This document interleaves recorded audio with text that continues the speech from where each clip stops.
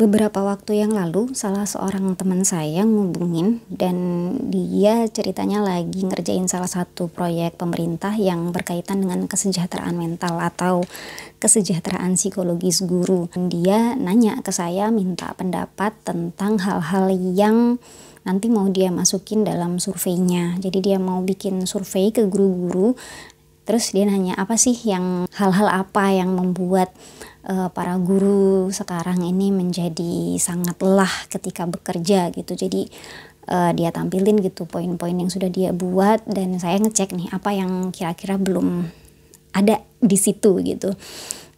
Dan rata-rata semua permasalahan yang ada di situ ya itu sudah mencakup semua hal saya pikir gitu. Saya cuma nambahin sedikit banget, paling cuma 2 atau 3 hal di situ. Dan salah satu hal yang saya bilang ke dia tentang alasan mengapa menjadi guru sekarang sangat lelah. Di sekolah sekarang jumlah guru laki-laki itu lebih sedikit daripada guru perempuan, dan itu membuat kami sebagai guru perempuan itu merasa lebih lelah karena yang pertama, murid kehilangan teladan dari sosok guru laki-laki, dan yang kedua, guru laki-laki yang ada pun tidak bisa diandalkan. Setelah obrolan itu sampai hari ini saya tuh terus kepikiran sama perkataan saya sendiri itu, karena yang saya sampaikan itu hanya berdasarkan pengalaman pribadi gitu kan. Sebagai guru yang baru 13 tahunan menjadi guru, saya merasa bahwa kadang-kadang ketidakhadiran teman kerja laki-laki ini membuat kami para guru perempuan itu menjadi lebih lelah karena mereka ada orangnya, tapi kami merasa tidak disupport oleh mereka guru laki-laki. Karena saya merasa saya memberi informasi yang sangat pribadi gitu ya, dan rasanya tidak argumentatif, akhirnya saya cari tahu apakah apa yang saya rasakan ini didukung oleh statistik, karena hal yang paling mudah untuk menunjukkan sebuah hipotesis atau pendapat itu valid atau tidak adalah melalui statistik. Akhirnya saya cari tahu. Dan ternyata benar, berdasarkan statistik, bahkan ini sudah lama sekali diteliti, guru perempuan dan laki-laki di Indonesia itu jomplang banget gitu perbandingannya. Guru laki-laki itu hanya sekitar 30%-an. Dan mungkin karena saya terlalu ketagihan internet, saya terlalu lama main internet sehari-hari, fakta itu membuat saya kemudian berpikir lebih jauh lagi tentang apa yang kemudian jadi judul video ini. Kalau kita berada pada algoritma sosial media yang sama, kita pasti sama-sama tahu bahwa ada tren marriage is scary belakangan di Instagram atau TikTok, entah dimanapun, yang kemudian disusul dengan istilah tren suami standar TikTok, tren istri standar TikTok, yang secara garis besar konten-konten itu menyoroti tentang relasi antara laki-laki dan perempuan dalam hubungan rumah tangga. Dan akhirnya lebih jauh lagi di kolom-kolom komentarnya kita bisa menemukan diskusi dari para netizen tentang bagaimana relasi perempuan dan laki-laki pada umumnya secara lebih general, dan bagaimana pengaruh pandangan sosial, kemudian budaya itu mempengaruhi relasi itu. Kalau di dunia pernikahan atau pada kehidupan rumah tangga, yang sering dikeluhkan oleh para istri adalah ketidakhadiran suami atau ketidakhadiran ayah dalam memenuhi perannya, baik itu mencari nafkah, mendidik anak, dan seterusnya. Maka hal itu juga sama terjadi di dunia pendidikan, di sekolah-sekolah. Kita semua sepakat bahwa pekerjaan mendidik anak, baik itu di rumah maupun di sekolah, itu berkaitan dengan sisi emosional, dan kita sering menyebutnya care work, yang lebih mengedepankan rasa empati, kepedulian, dan hal-hal semacam itu seringkali kita sisihkan untuk laki-laki dan lebih mengasosiasikannya kepada perempuan. Dan dalam standar masyarakat, pekerjaan-pekerjaan yang berkaitan dengan pendidikan atau perawatan dianggap kurang bergengsi. Daycare misalnya, kita jarang sekali atau bahkan nggak pernah melihat ada laki-laki yang bekerja di bidang itu. Sekolah jika makin rendah levelnya, TK, PAUD, SD, makin sedikit laki-laki yang mau masuk ke ranah itu. Perawat, walaupun dulunya adalah pekerjaan yang didominasi bahkan hanya laki-laki yang bisa menjadi perawat, sekarang setiap kita bilang perawat, yang tergambar dalam kepala kita pasti adalah seorang perempuan. Dan mungkin karena persepsi itu, maka kemudian banyak riset yang menunjukkan bahwa laki-laki akhirnya mengalami care deficit, yaitu tidak terlatih dan tidak terdorong untuk memiliki kemampuan merawat, berkomunikasi empatik, dan bertanggung jawab pada kerja emosional. Akhirnya karena laki-laki tidak punya kemampuan dan kapasitas dalam hal itu, akhirnya diambil alih oleh perempuan.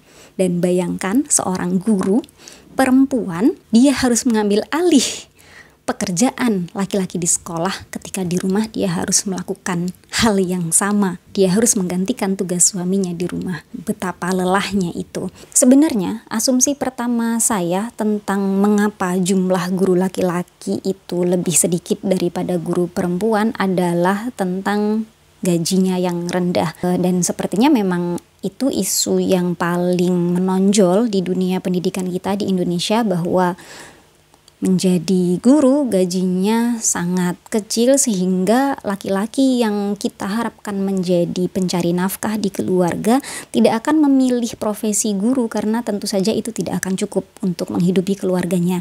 Tapi ternyata ketika saya cari tahu lebih jauh, faktanya lebih menyedihkan dari sekedar itu. Saya nonton salah satu video oleh Leonie dari The Book Leo 6 bulan yang lalu. Informasi di dalam video itu cukup mempengaruhi pemikiran saya sehingga saya akhirnya mencari-cari tahu lagi tentang hal ini. Jadi di video itu dia menceritakan tentang fenomena gender flight atau male flight, di mana ketika perempuan mengambil alih area yang biasa didominasi oleh laki-laki, maka value dari area itu menjadi menurun. Ketika sesuatu diasosiasikan kepada perempuan, maka hal itu akan dianggap tidak penting, tidak intelektual, singkatnya dianggap remeh-temeh. Contoh yang bisa ditelusuri yang juga disampaikan di video itu adalah cheerleading atau cheerleaders. Dulu awalnya ternyata menjadi cheerleaders itu hanya diisi oleh laki-laki, dan akhirnya kita sekarang tahu kita nggak pernah ketemu seorang cheerleader yang laki-laki, semuanya perempuan.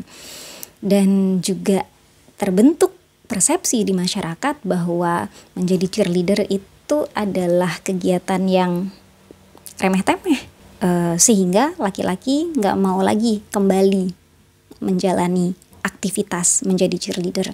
Contoh yang lain, perawat dulunya semuanya laki-laki, kemudian begitu perempuan masuk ke area itu, makin sedikit laki-laki yang mau masuk ke area itu. Dan juga karena dianggap remeh-temeh, akhirnya kita sekarang tahu gaji perawat jika dibanding dengan gaji dokter.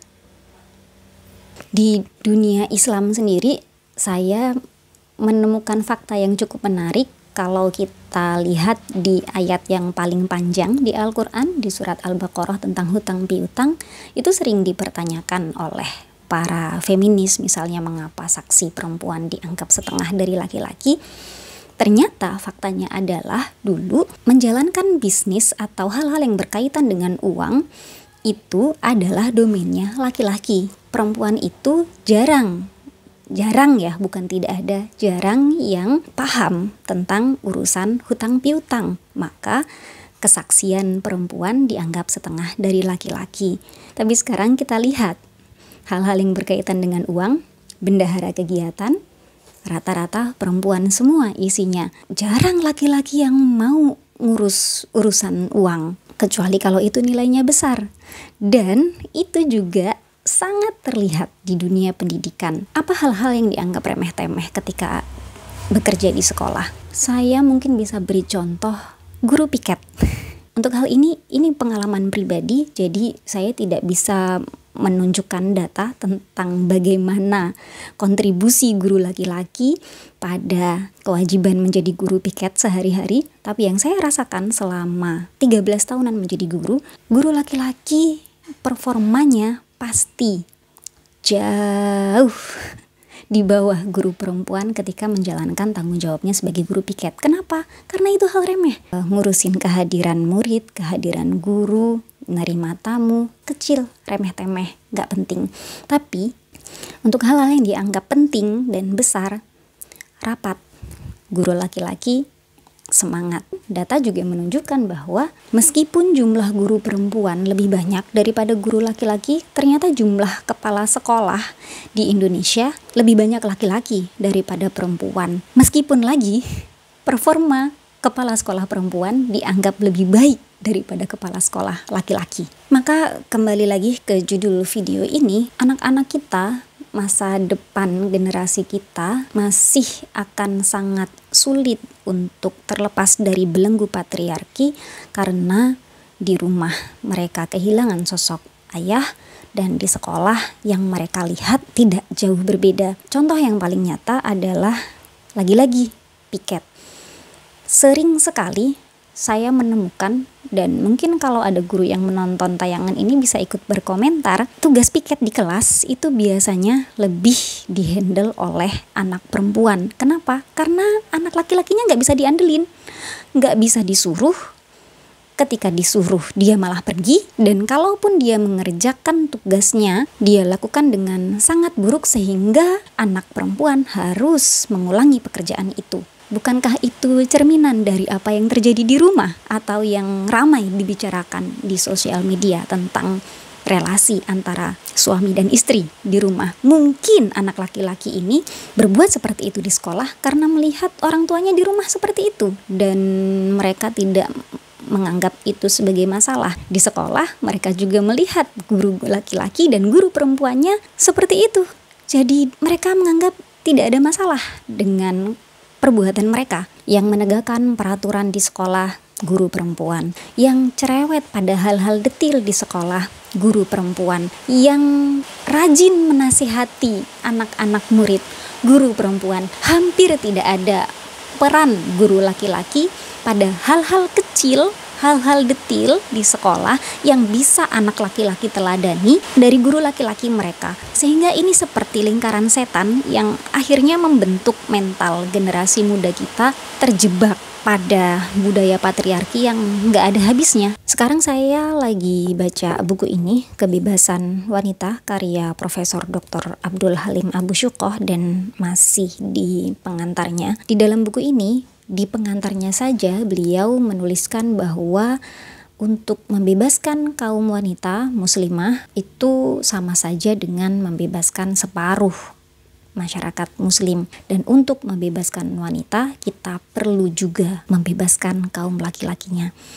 Ini yang mungkin sampai hari ini masih belum disadari oleh kebanyakan kita, baik laki-laki maupun perempuannya. Karena dunia ini dijalani oleh laki-laki dan perempuan, maka kita butuh laki-laki dan perempuan berfungsi menjalankan tugasnya satu sama lain, saling melengkapi. Jika laki-lakinya tidak menyadari permasalahan yang dia hadapi, tidak menyadari bahwa ada masalah dalam dirinya, maka sekuat apapun usaha perempuan untuk memperbaiki hal itu, semuanya tidak akan ada artinya. Dalam hubungan suami dan istri, kita sering menuntut perempuan untuk kuat, untuk sabar, untuk bertahan. Tapi kalau mau jujur, menghapus tradisi patriarki dalam rumah tangga seharusnya bukan PR perempuan, seharusnya itu PR laki-laki sendiri.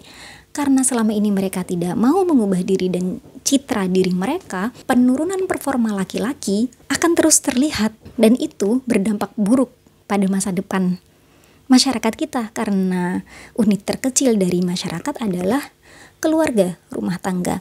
Dan dalam hal ini sekolah yang saya lihat menjadi cerminan paling nyata dari fenomena itu. Kita bisa lihat bahwa performa murid laki-laki juga di bawah perempuan. Kemudian ternyata performa laki-laki dalam dunia profesional juga tidak lebih baik daripada di sekolah. Kalau itu dibiarkan terus, perempuan akan terus menanggung beban yang seharusnya dibagi. Jadi seharusnya menurut pendapat saya, hal-hal yang berkaitan dengan hal ini harus lebih banyak dibahas oleh laki-laki, karena segala kekacauan yang terjadi di masyarakat ini, rumah tangga yang tidak harmonis dan sebagainya, seharusnya itu menjadi tanggung jawab laki-laki sebagai pemimpin.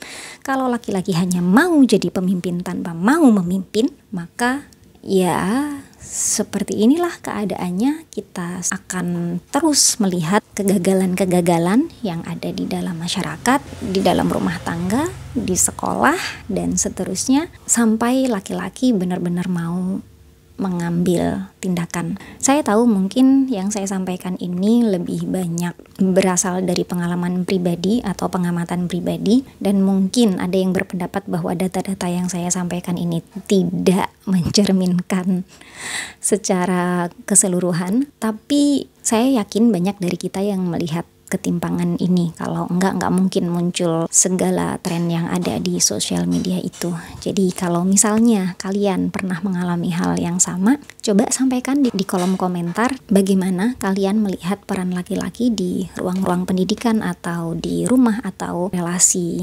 dalam hal yang lebih general. Solusi apa sih yang paling mungkin untuk bisa kita lakukan sekarang?